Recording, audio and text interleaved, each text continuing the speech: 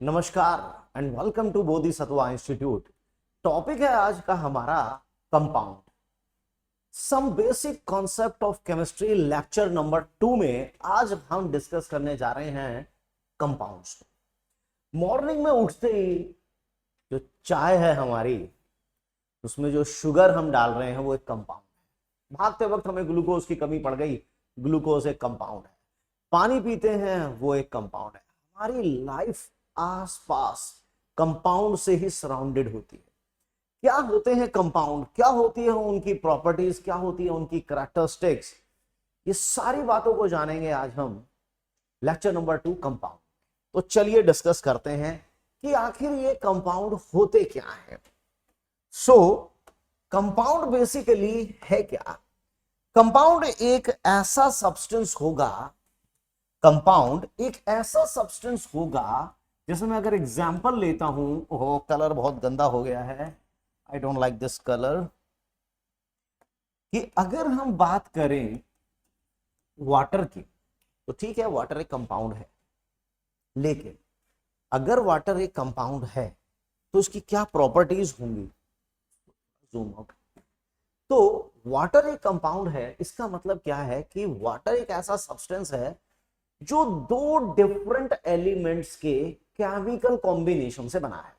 क्या मतलब हुआ कि वाटर एक कंपाउंड है and it is formed by the chemical combination of two different element in a fixed ratio of their mass. यानी जब दो एलिमेंट एक दूसरे के साथ एक फिक्स्ड रेशियो ऑफ मास में जुड़ जाते हैं तब वो बनाते हैं कंपाउंड। जैसे अगर हम वाटर की बात करें तो वाटर के अंदर दो एलिमेंट आ रहे हैं, हाइड्रोजन और ऑक्सीजन।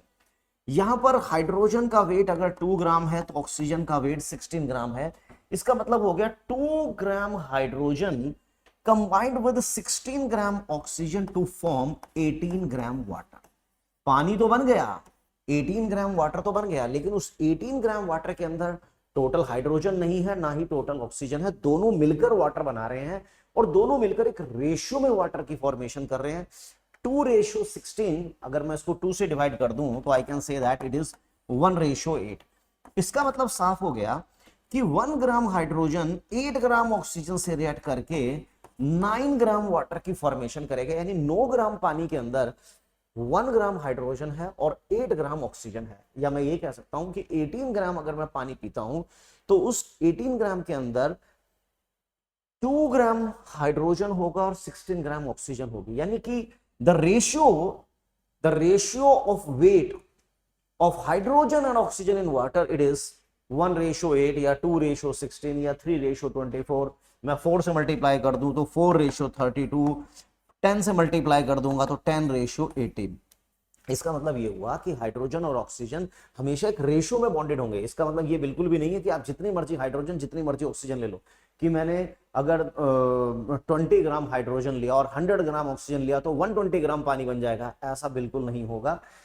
दोनों एक दूसरे के साथ एक रेशियो में ही बॉन्डेड होंगे, बस। अब जैसे कार्बन डाइऑक्साइड की हम बात करें, ठीक है, carbon dioxide is another compound जो कि बना है कार्बन और ऑक्सीजन के आपस में केमिकल कॉम्बिनेशन से।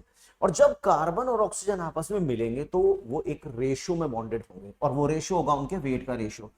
यहां पर 12 ग्राम कार्बन जो होगा 16 टू जा वो 32 ग्राम ऑक्सीजन के साथ बॉन्डेड है। अगर मैं इसको 4 से डिवाइड कर दूं तो इट इज 3:8। इसका मतलब साफ हो गया कि 11 ग्राम कार्बन डाइऑक्साइड के अंदर 11 ग्राम कार्बन डाइऑक्साइड के अंदर 3 ग्राम तो कार्बन है और 8 ग्राम ऑक्सीजन है। या फिर आप ये समझ लीजिए कि 44 ग्राम CO2 के अंदर 11 ग्राम तो 12 ग्राम तो कार्बन है और 32 ग्राम उसके अंदर ऑक्सीजन है। इसका मतलब दो एलिमेंट जब भी आपस में मिलकर कंपाउंड बनाएंगे वो एक रेशियो में बॉन्डेड होंगे। वो रेशियो होगा उनके वेट का रेशियो, वो होगा उनके मास का रेशियो। अच्छा, तो इसका मतलब साफ हो गया कि compound is a substance which is formed by the chemical which is formed by the chemical combination of two or more elements in the simple ratio of their weight, in the simple ratio of their weight, वो अपने एक wait के ratio में आपस में bonded होंगे। ये नहीं होता कि आप जितना मर्जी मिला दो, ऐसा नहीं होगा। वो दोनों या तीनों एक रेशियो में बॉन्डेड होंगे। अब जैसे कि एक क्वेश्चन लेते हैं, सपोज कीजिए मीथेन है मेरे पास, तो calculate the percentage composition of each element in methane. Calculate percentage composition, calculate percentage composition of each element in methane. तो देखो, जैसे क्लास है, एक क्लास के अंदर मान लो 20 स्टूडेंट्स हैं, उसमें सपोज कर लेते हैं 12 स्टूडेंट बॉयज हैं और 8 स्टूडेंट गर्ल्स हैं। ऐसा हम मान लेते हैं कि भाई 20 स्टूडेंट्स हैं क्लास में, जिसमें 12 बॉयज हो गए और 8 गर्ल्स हो गई। स्क्रीन से बाहर तो नहीं हो रहा है बाहर, गलत बात। तो 20 स्टूडेंट्स हो गए, 20 में से 12 बॉयज हैं और 8 गर्ल्स हैं। तो बॉयज का जो रेशियो 12:8 है। परसेंटेज अगर मुझे निकालनी है बॉयज की, तो number of boys upon total student into 100 कर देंगे, तो बॉयज की परसेंटेज आएगी that is 60% and 40%। 60% boys and 40% girls. This is the composition of the class, कि 60% बॉयज और 40% गर्ल्स, ये क्लास की कंपोजिशन है। इसी तरह ये कंपाउंड है, इसमें कार्बन भी है और हाइड्रोजन भी है। तो बताइए कार्बन कितने परसेंट है और हाइड्रोजन कितने परसेंट है? तो इसके अंदर 12:4 है कि 12 ग्राम कार्बन 4 ग्राम हाइड्रोजन के साथ बॉन्डेड है, क्योंकि किसी भी कंपाउंड के अंदर एलिमेंट एक रेशियो में बॉन्डेड होते हैं। सो कार्बन की अगर मुझे परसेंटेज निकालनी है, तो कार्बन का weight upon total weight into 100, that is 3/4 into 100। तो 75% तो कार्बन ही है, तो रिमेनिंग 25% ऑब्वियस सी बात है कौन होगा? हाइड्रोजन ही होगा। ठीक, अच्छा जी। So calculate percentage composition of each element in glucose. Glucose देखिए कंपाउंड है, C6H12O6। ठीक, ये हमारे लिए कंपाउंड है। तो आप बताइए calculate the percentage composition of each element in glucose.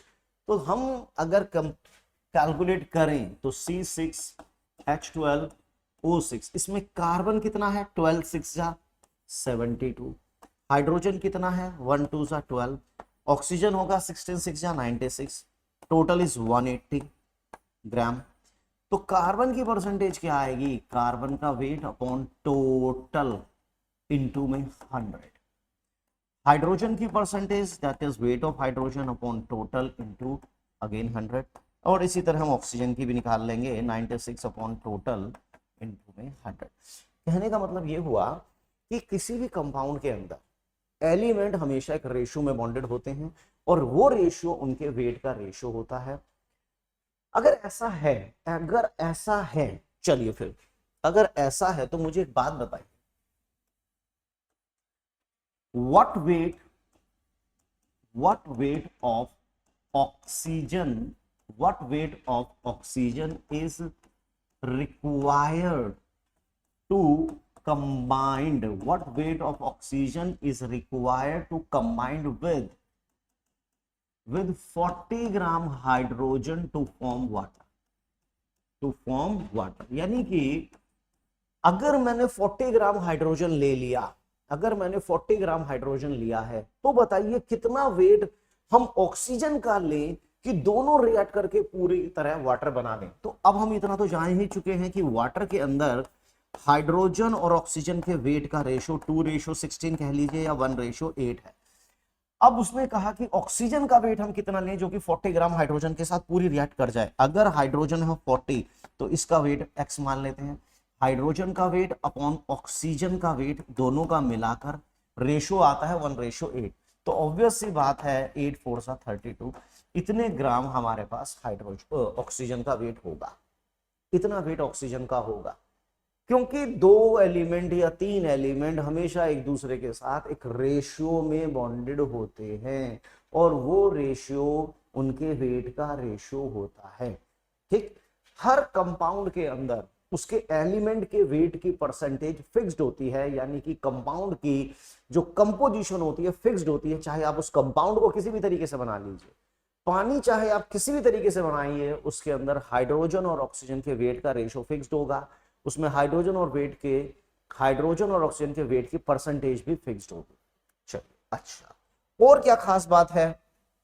और खास बात यह होती है कि जब हम किसी कंपाउंड की बात करते हैं तो हमें अब उसकी प्रॉपर्टीज तो देखनी पड़ेगी ना, प्रॉपर्टीज ऑफ कंपाउंड। अब हमें उसकी प्रॉपर्टीज देखनी पड़ेगी। सबसे पहली बात है कि चलिए हमने दो एलिमेंट को मिलाकर वाटर की फॉर्मेशन कर डाली। कोई भी दो एलिमेंट हमने लिए जो आपस में रिएक्ट करके कोई भी XYZ कंपाउंड बनाते हैं। चलो, हमने यहां पर सिंपल सरल एग्जाम्पल लिया अपने प्रिय जल देवता का कि हाइड्रोजन और ऑक्सीजन मिलकर वाटर बना रहे हैं, ठीक है। लेकिन क्या जो प्रॉपर्टी वाटर की होगी, क्या उसके कॉन्स्टिट्यूएंट एलिमेंट भी वो प्रॉपर्टी शो करेंगे? ऐसा बिल्कुल नहीं। देखो, हाइड्रोजन की प्रॉपर्टी क्या होती है कि हाइड्रोजन बहुत ज्यादा कंबस्टिबल होती है, ये कंबशन को बहुत ज्यादा सपोर्ट करती है। लेकिन पानी तो कंबशन को कभी भी सपोर्ट नहीं करता। इसका मतलब पानी की अपनी प्रॉपर्टी है और इन दोनों इंडिविजुअल एलिमेंट्स की प्रॉपर्टी अपनी अलग है। प्रॉपर्टीज बदल जाती है जब कोई एलिमेंट कंपाउंड फॉर्मेशन करता है। जब कोई एलिमेंट कंपाउंड फॉर्मेशन करेगा उसकी प्रॉपर्टी बदल जाएगी। जैसे कि ऑक्सीजन की प्रॉपर्टी बदल गई, यहां पर हाइड्रोजन की अपनी प्रॉपर्टी बदल गई और एक नई प्रॉपर्टी एक नए सब्सटेंस की आएगी, and that substance is compound. वो सब्सटेंस है वाटर। चलिए एक और एग्जांपल ले लेते हैं। जैसे सोडियम है ना, सोडियम को हम क्लोरीन के साथ रिएक्ट करा दें तो NaCl बनता है। मैं इक्वेशन बैलेंस नहीं कर रहा हूं, अभी मेरा पर्पस क्या है, ये पॉइंट क्लियर करना that the individual properties of elements changed after compound formation। अब देखो, सोडियम को हवा में रख दो, आग लग जाती है, जबरदस्त। लेकिन हम नमक खाते हैं, कुछ नहीं हो रहा। सोडियम को पानी में डाल दो, आग लग जाती है। बड़ा वायलेंट रिएक्शन होता है सोडियम और पानी का। लेकिन नमक भी तो हम खा रहे हैं, नमक के अंदर भी तो सोडियम है, लेकिन रिएक्शन ऐसा नहीं हो रहा क्योंकि सोडियम की प्रॉपर्टी बदल गई है। अब वो सोडियम वैसा बदमाश नहीं रहा जैसे वो अपनी जवानी के दिनों में था। कंपाउंड फॉर्मेशन के बाद एलिमेंट की प्रॉपर्टी बदल जाती है। क्लोरीन एक डिसइंफेक्टेंट का रोल प्ले करता है। हमारे घरों में जो पानी आता है वो क्लोरीनेटेड वाटर आता है, डिसइंफेक्टेंट का काम करता है क्लोरीन एक सर्टेन कंसंट्रेशन में। लेकिन पानी के अंदर अगर नमक है तो क्या नमक के अंदर जो क्लोरीन है वो भी डिसइंफेक्टेंट का काम करेगी? बिल्कुल नहीं करेगी, क्योंकि यहां क्लोरीन अपनी फ्री स्टेट में है, यहां कंबाइंड स्टेट में है। कंपाउंड फॉर्मेशन के बाद प्रॉपर्टी बदल गई। कंपाउंड फॉर्मेशन के बाद प्रॉपर्टीज बदल जाती है। अर्थात कवि ये कहना चाहता है कि individual properties of elements changed after compound formation. Compound formation के बाद जो इंडिविजुअल प्रॉपर्टीज होती हैं एलिमेंट्स की वो बदल जाती हैं। और प्रॉपर्टीज किसके सामने आती है? केवल एलिमेंट्स की प्रॉपर्टी सामने आती है। और भी हम बहुत सारे एग्जांपल ले सकते हैं इसमें कि भाई जैसे आयरन है ना, आयरन में मैग्नेटिक प्रॉपर्टीज होती है। लेकिन अगर हम इसको सल्फर के साथ रिएक्ट करा दें, फेरस सल्फाइड हम बना लें, आयरन के अंदर मैग्नेटिक प्रॉपर्टी है। आप मैग्नेट लाइए, ठीक है, मैग्नेटिज्म आपको नजर आएगा साफ। लेकिन इस कंपाउंड के अंदर आपको मैग्नेटिज्म नजर नहीं आ रहा क्योंकि आयरन की अपनी इंडिविजुअल प्रॉपर्टी खत्म हो गई। तो बार बार चाहे हम कोई भी एग्जांपल उठा लें, इससे एग्जांपल की कमी नहीं होगी। हम किसी भी एग्जांपल की बात करेंगे तो उसमें जब भी एलिमेंट कंपाउंड की फॉर्मेशन करते हैं प्रॉपर्टीज बदल जाती है। जैसे कि, अरे बाबा आगे चलो, जैसे कि भाई C+O2 CO2 है ना, हमने कार्बन को जला के कार्बन डाइऑक्साइड बना लिया। ठीक है ना, कार्बन डाइऑक्साइड को बना लिया। अब आप ये देखिए, ये बेचारा सॉलिड स्टेट में है, कार्बन डाइऑक्साइड गैसेस स्टेट में है। तो जब कोई कंपाउंड बनता है तो फिजिकल स्टेट बदल सकती है, इंडिविजुअल प्रॉपर्टी तो बदल ही जाती है, फिजिकल स्टेट भी बदल जाती है, एक केमिकल रिएक्शन इन्वॉल्व होता है। एक केमिकल रिएक्शन इन्वॉल्व होता है तो उसमें आइदर हीट एब्जॉर्ब या इवॉल्व भी। इसका मतलब साफ हो गया कि during compound formation a reaction is involved, a reaction, reaction माने reaction, a reaction is involved during compound formation, during compound formation, कि जब कंपाउंड की फॉर्मेशन होती है तो कोई ना कोई रिएक्शन इन्वॉल्व होता है, and during that reaction certain amount of heat either absorb और इवॉल्व। इसका मतलब यहां पर कि हीट या तो एब्जॉर्ब होगी या इवॉल्व होगी।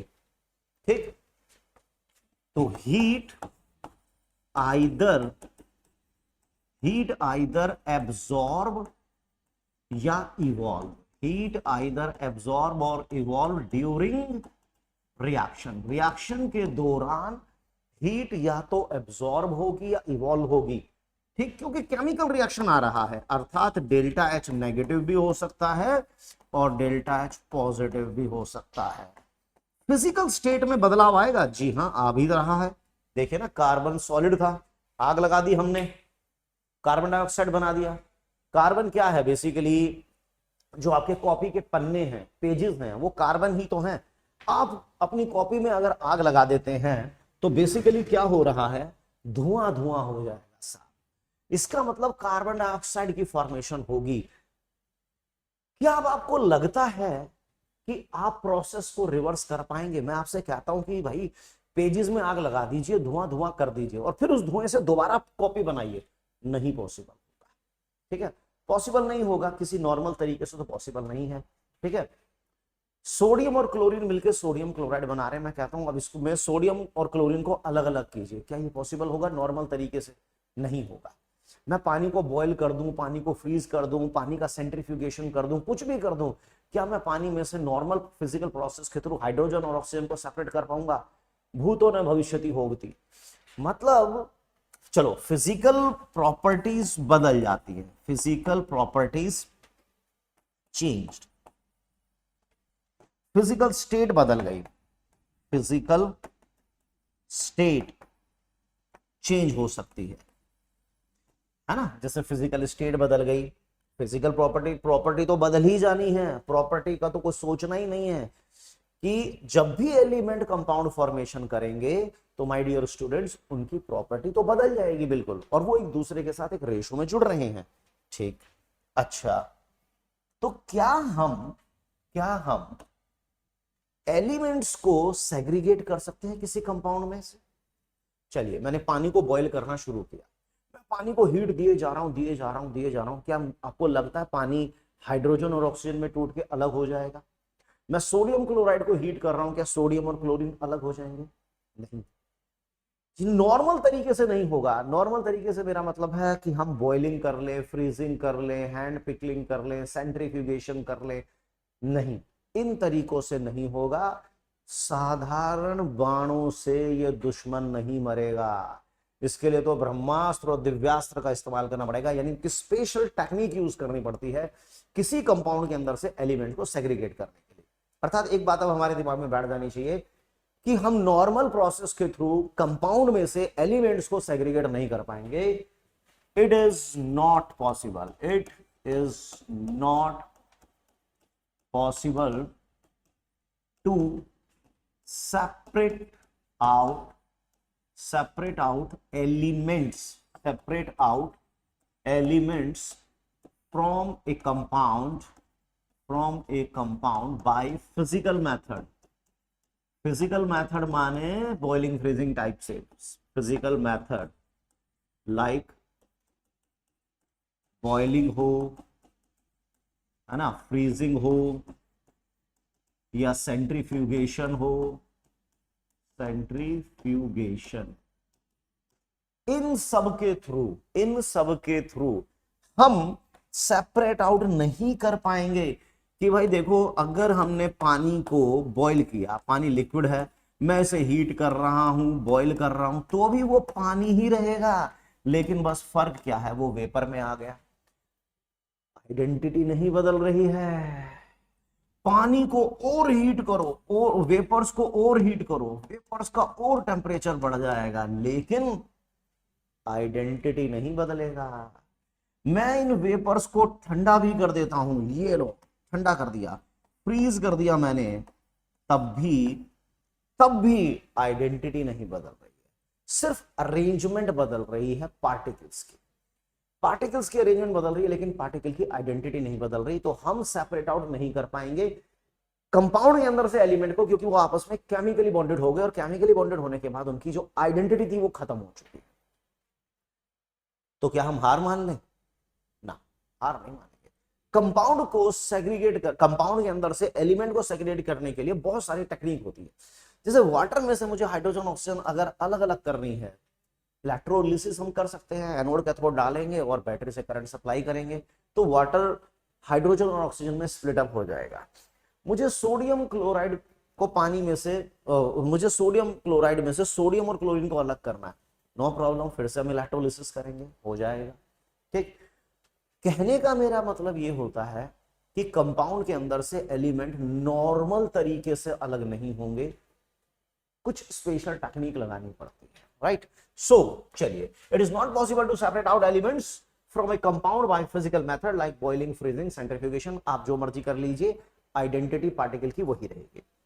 ये पार्टिकल जो मैं बोल रहा हूं, बार बार जो मैं ये पार्टिकल टर्म यूज कर रहा हूं, क्या होता है ये पार्टिकल? देखिए, जैसे कि एलिमेंट के अंदर पार्टिकल हुआ करते थे, उसके एटम्स, एलिमेंट्स के अंदर पार्टिकल हुआ करते थे उसके एटम, इसी प्रकार से कंपाउंड के अंदर उसके पार्टिकल होते हैं मॉलिक्यूल्स। एग्जांपल के थ्रू बात करें, जैसे मैंने कहा एलिमेंट मैंने ले लिया, मान लो सोडियम मैंने एलिमेंट ले लिया, तो उसके जो सारे एटम हैं वो सोडियम के एटम होंगे। अब मैंने कंपाउंड ले लिया पानी, तो पानी के अंदर जो पार्टिकल हैं वो है उसके मॉलिक्यूल H2O।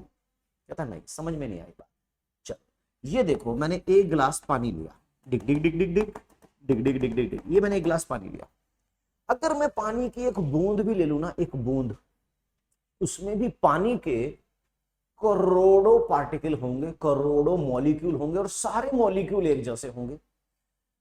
जैसे एक एलिमेंट के अंदर सारे एटम एक जैसे होते हैं, जैसे कि एक एलिमेंट में सारे एटम एक जैसे होते हैं, उसी तरह से कंपाउंड के अंदर उसके सारे मॉलिक्यूल एक जैसे होते हैं। ठीक, एक बात, इसका मतलब ये हो गया, all the molecule are identical in a compound as the atoms are identical in an element. जैसे एलिमेंट के अंदर जो एटम्स होते थे वो एक दूसरे के through intermolecular force of attraction के थ्रू बॉन्डेड होते थे या जुड़े होते थे, इन द सेम वे यहां पर जो पार्टिकल है, मॉलिक्यूल है, वो भी आपस में बॉन्डेड है।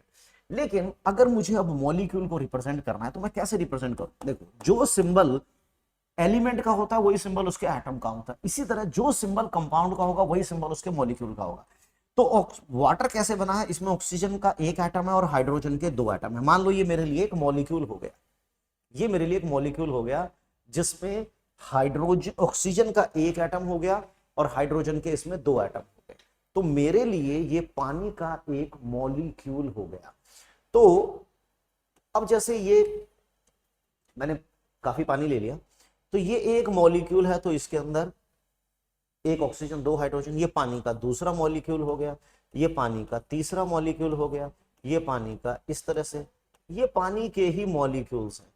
तो क्या पानी के मॉलिक्यूल्स आपस में इंटरेक्ट करेंगे? जी हाँ, जैसे क्लास में स्टूडेंट एक दूसरे के साथ इंटरेक्ट करते हैं, क्लास में स्टूडेंट जैसे एक दूसरे के साथ इंटरेक्ट करते हैं, उसी प्रकार से मॉलिक्यूल्स भी एक दूसरे के साथ इंटरेक्ट करते हैं, डिग डिग डिग डिग डिग डिग डिग डिग डिग डिग डिग डिग डिग, इस तरह से, है ना, एक दूसरे के साथ इंटरेक्शन कर रहे हैं, जिसको हम बोलते हैं intermolecular force of attraction. Intermolecular force of attraction, intermolecular force of attraction के थ्रू जो मॉलिक्यूल्स हैं वो एक दूसरे के साथ बाइंड अप कर रहे हैं, अट्रैक्शन कर रहे हैं। अगर वो अट्रैक्शन बहुत स्ट्रांग है तो पार्टिकल बहुत पास पास होंगे, अट्रैक्शन अगर कम है तो पार्टिकल दूर होंगे, अट्रैक्शन बहुत ज्यादा वीक है तो पार्टिकल एक दूसरे के साथ बहुत दूर दूर होंगे। तो depending upon the magnitude of intermolecular force of attraction, depending upon the magnitude of intermolecular force of attraction, हम कंपाउंड को तीन अलग अलग स्टेट में डिवाइड करेंगे, जो आप बहुत पहले से पढ़ते आए हैं, सॉलिड, लिक्विड और गैस। यानी जो कंपाउंड है हमारा वो सॉलिड, लिक्विड, गैस तीन कैटेगरी में जा सकता है, depending upon solid, liquid, gas, depending upon the magnitude of intermolecular force of attraction. अगर इंटरमॉलिक्यूलर फोर्स ऑफ अट्रैक्शन का जो मैग्नीट्यूड है वो बहुत जबरदस्त है, अच्छा खासा है, तो सब्सटेंस होगा सॉलिड। चलिए मैं इसको नेक्स्ट उसमें लेता हूं कि अगर इंटरमॉलिक्यूलर फोर्स ऑफ अट्रैक्शन बहुत जबरदस्त है कि पार्टिकल एकदम क्लोजली और टाइटली पैक्ड हैं, पार्टिकल्स जो हैं, मॉलिक्यूल्स जो हैं वो बहुत ही क्लोजली और टाइटली पैक्ड होंगे, चाहे वो आइस हो, चाहे वो सोडियम क्लोराइड हो, चाहे वो कैल्शियम क्लोराइड हो, सोडियम सल्फेट हो, एक्सेट्रा। ये सब सॉलिड होते हैं क्योंकि इन सभी के अंदर जो पार्टिकल्स हैं वो बहुत ही क्लोजली और टाइटली पैक्ड होती हैं, जो इनके अंदर इंटरमॉलिक्यूलर फोर्स ऑफ अट्रैक्शन होती है, जबरदस्त होती है। लेकिन जब हम बात करते हैं लिक्विड की, तो वहां पर जो इंटरमॉलिक्यूलर फोर्स ऑफ अट्रैक्शन होती है वो कंपैरेटिवली सॉलिड के कंपैरेटिवली, ऑब्वियस सी बात है, थोड़ा वीक इंटरमॉलिक्यूलर फोर्स तो होंगी, weak intermolecular force of attraction होंगी। जैसे पानी हम लिक्विड फॉर्म में ले लेते हैं, है ना, पानी को हम लिक्विड फॉर्म में ले रहे हैं तो पानी क्या है, एक कंपाउंड है। जब गैस की बात करते हैं तो गैस में चाहे वो हम कार्बन डाइऑक्साइड की बात करें, अमोनिया की बात करें, सल्फर डाइऑक्साइड की बात करें या कोई और XYZ की बात करें, यहां पर जो पार्टिकल्स होते हैं ना वो बहुत दूर दूर दूर होते हैं, उनके बीच में जो इंटरमॉलिक्यूलर फोर्स ऑफ अट्रैक्शन है वो सबसे वीकेस्ट है, वीकेस्ट इंटरमॉलिक्यूलर फोर्स सबसे वीकेस्ट। तो कहने का मतलब यह है कि पार्टिकल तो यहां भी है, पार्टिकल यहां भी है, पार्टिकल यहां भी है, और वो पार्टिकल कौन है, मॉलिक्यूल, हम उन पार्टिकल को बोल रहे हैं। अब जैसे सोडियम सल्फेट का मॉलिक्यूल है तो उसमें 2 एटम सोडियम, 1 एटम सल्फर और 4 एटम ऑक्सीजन के। सोडियम क्लोराइड का एक मॉलिक्यूल है तो उसमें 1 सोडियम का एटम है, 1 क्लोरीन का एटम है। कैल्शियम क्लोराइड का मॉलिक्यूल है तो उसमें 1 कैल्शियम का और 2 क्लोराइड के या 2 क्लोरीन के एटम्स। ठीक, कहने का मेरा मतलब ये हो गया कि अगर इंटरमॉलिक्यूलर फोर्स ऑफ अट्रैक्शन बहुत स्ट्रांग है तो सॉलिड, थोड़ा वीक है तो लिक्विड, और कोई फोर्स ऑफ अट्रैक्शन ही नहीं है या बहुत ज्यादा वीक फोर्स ऑफ अट्रैक्शन है तो वो बन जाएगा गैस। क्लियर? ओके, अच्छा, सो ठीक है, हम किसी कंपाउंड के अंदर से पार्टिकल को अलग नहीं कर पाएंगे फिजिकल फोर्स ऑफ अट्रैक्शन के थ्रू, ये बात भी क्लियर हो गई। एलिमेंट्स की प्रॉपर्टी बदल जाती है कंपाउंड फॉर्मेशन करने के बाद, ये बात भी क्लियर हो गई। एलिमेंट्स मिलकर कंपाउंड बनाएंगे, एक केमिकल रिएक्शन होगा, उसमें टेम्परेचर का भी कुछ इंक्रीज या डिक्रीज हो सकता है, एंडोथर्मिक, एक्सोथर्मिक, हीट एब्जॉर्ब या इवॉल्व हो सकती है, फिजिकल स्टेट हो सकती है, और प्रॉपर्टी तो बदल ही जाती है। ये सारी बातें तो हमें अब तक, जितनी कहानी हमने अब तक पढ़ी है उसमें हमें ये बातें तो समझ में आ रही है। अच्छा, ओके, तो बात हो रही है मॉलिक्यूल की।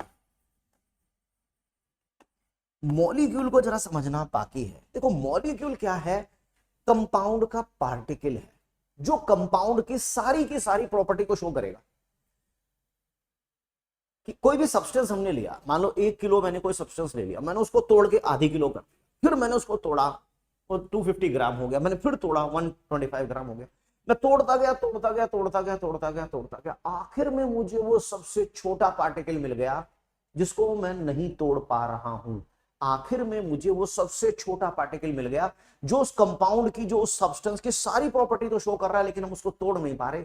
That smallest particle which can exhibit all the properties of that compound is known as molecule। वही है मॉलिक्यूल। जैसे मिनिएचर कंपाउंड की सारी प्रॉपर्टी को कौन शो करेगा, मॉलिक्यूल शो करेगा। रिएक्शन में कौन पार्टिसिपेट करेगा, मॉलिक्यूल करेगा। उस कंपाउंड की सारी प्रॉपर्टीज किसके अंदर है, मॉलिक्यूल के अंदर है। जैसे कि हमारी बॉडी की सारी, हमारी पूरी पर्सनालिटी सारी की सारी किस में स्टोर होती है, हमारे डीएनए में। तो हमारा जो डीएनए है वो हमारे लिए एक मॉलिक्यूल हो गया। ठीक। तो मॉलिक्यूल ही वो पार्टिकल होता है जो कंपाउंड की सारी ही प्रॉपर्टी एग्जिबिट करता है, लेकिन सबसे छोटा particle, smallest particle, smallest particle of a substance, of a substance यानी कि कंपाउंड। सब्सटेंस का मेरा मतलब यहां पे कंपाउंड होगा। Smallest particle of a substance which can exhibit, which can exhibit all the properties, all the properties of compound, जो उस कंपाउंड की सारी प्रॉपर्टीज को शो करता है, रिएक्शन में पार्टिसिपेट करता है, वो होता है मॉलिक्यूल। देखिए आगे बढ़ते हैं थोड़ा सा। मॉलिक्यूल क्या है? Smallest particle which can exhibit all the properties of the compound. ये अपनी एक इंडिपेंडेंट एग्जिस्टेंस शो करता है, इंडिपेंडेंट एग्जिस्टेंस।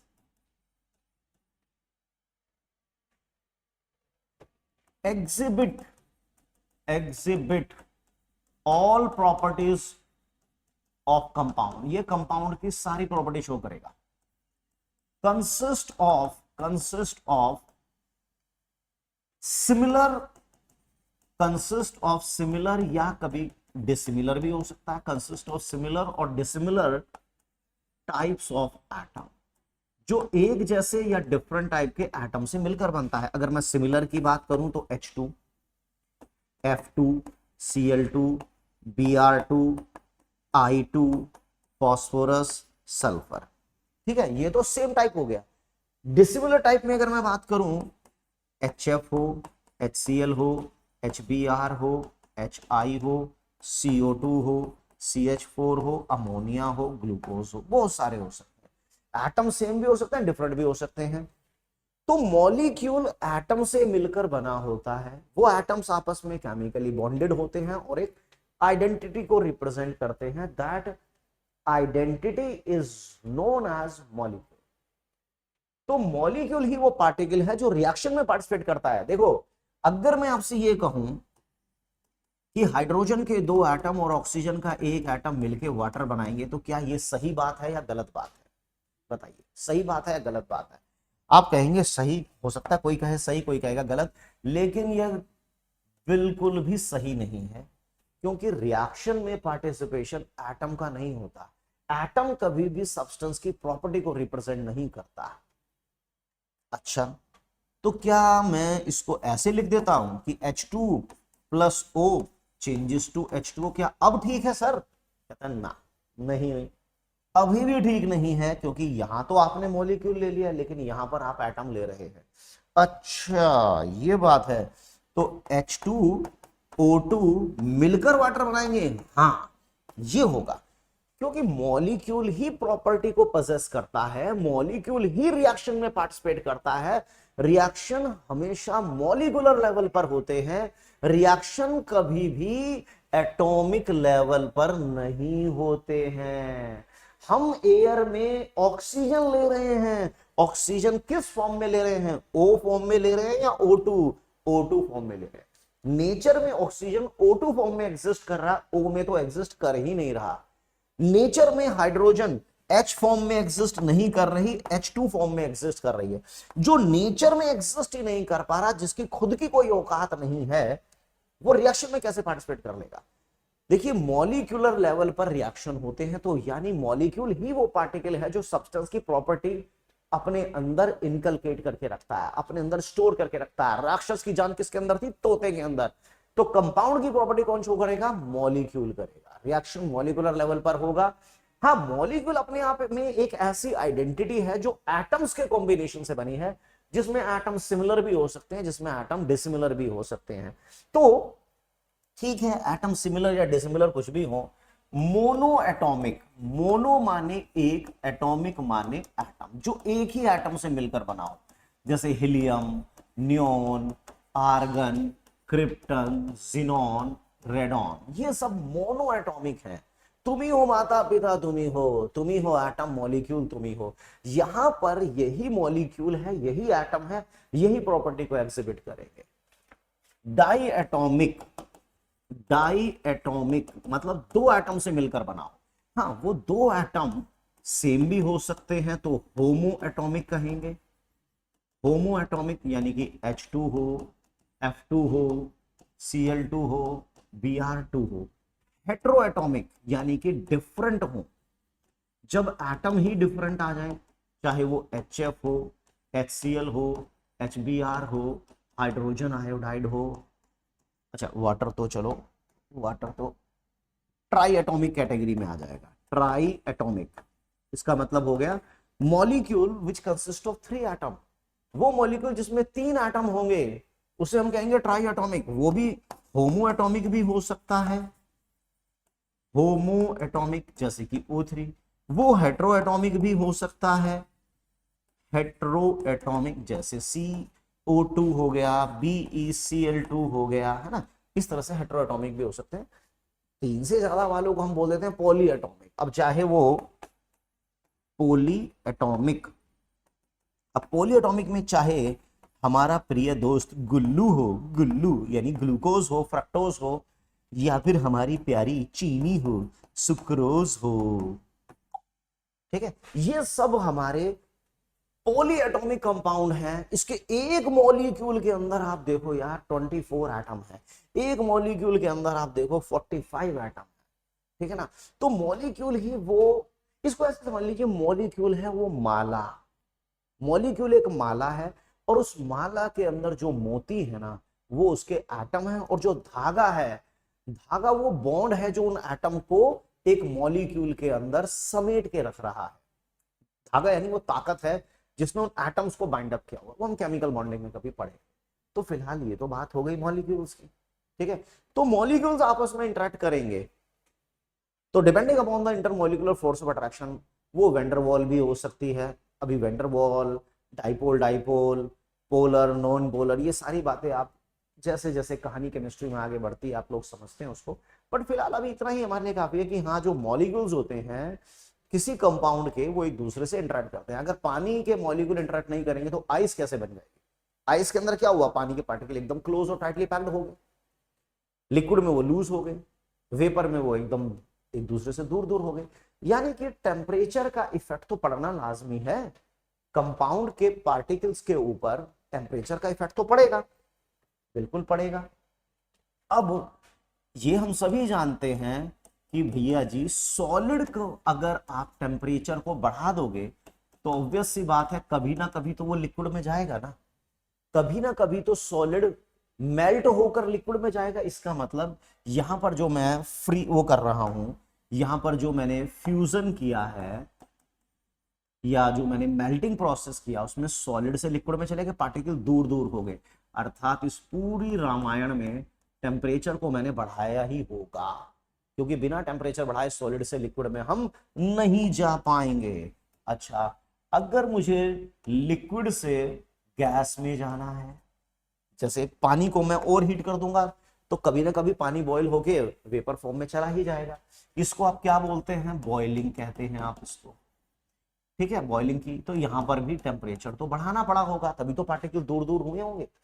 लेकिन अगर मेरा मूड कर रहा है कि मैं गैस को या वेपर को लिक्विड में कन्वर्ट कर दूं, तो हो सकता है उसके लिए मुझे क्या करना पड़ेगा, माहौल को ठंडा करना पड़ेगा, टेम्परेचर कम करना पड़ेगा, कूलिंग करनी पड़ेगी। जैसे जैसे हम टेम्परेचर कम करते जाएंगे पार्टिकल एक दूसरे के पास आएंगे, उनमें इंटरमोलिकुलर फोर्स ऑफ अट्रैक्शन बढ़ेगी और वो वेपर से लिक्विड में चले जाएंगे। इसी प्रोसेस को आप क्या कहते हैं, कंडेंसेशन कहते हैं। This is called condensation.